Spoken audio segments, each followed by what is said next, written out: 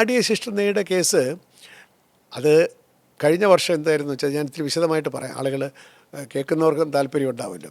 ഈ RDA system നെയ്യ് എന്ന് പറഞ്ഞാൽ എന്താണ്? നെയ്യഭിഷേകമാണ് അവിടുത്തെ ഏറ്റവും വലിയ വഴിപാട്.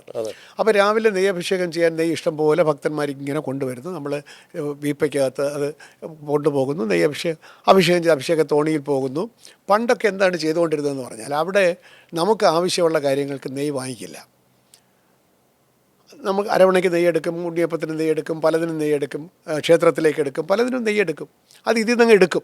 അതിന് വലിയ കണക്കില്ല. കാരണം നമ്മൾ കാശ് കൊടുത്ത് വാങ്ങിച്ചതല്ല ഇത്, ആളുകൾ കൊണ്ടുവന്ന നെയ്യാണ്. അപ്പോൾ ഇത് എണ്ണത്തോണിയിൽ കിടക്കുന്നു, എന്നിട്ട് ബാക്കി വരുന്ന RDA സിസ്റ്റം നെയ്യെന്ന് പറഞ്ഞ് ചെറിയ പാക്കറ്റിലാക്കി 100 രൂപയ്ക്ക് കൊടുത്തുകൊണ്ടിരുന്നു. ഇതിനിടയ്ക്ക് ചില മേൽശാന്തിമാരും ഈ RDA സിസ്റ്റം നെയ്യ് കച്ചവടമൊക്കെ നടത്തിയിരുന്നു. ഇപ്രാവശ്യം നമ്മളതെല്ലാം നിർത്തി.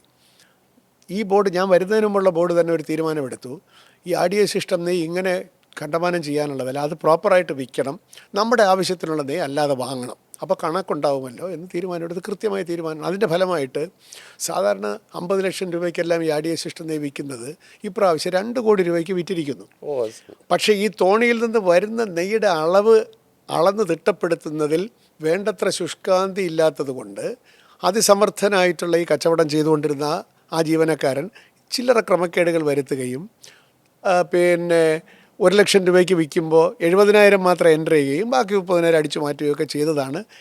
ആ സ്റ്റോക്ക് എടുക്കുന്നതിനകത്തുള്ളൊരു സിസ്റ്റത്തിൽ വന്ന വീഴ്ച കൊണ്ടാണ് അവൻ ആ ലൂപ്ഹോൾ കണക്കിലെടുത്തു, അവനെടുത്തു.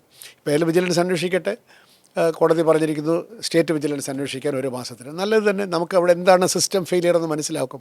അല്ലാതെ ഒരു TV നാഷണൽ ചാനൽ പറഞ്ഞല്ലോ ഗീ സ്കാം. ഞാൻ പറയുന്നത് ഗോൾഡ് സ്കാമും ഗീ സ്കാമും കൂടെ ഒന്നും പറയരുത്. Don't call everything a scam. This is somebody has done some mischief.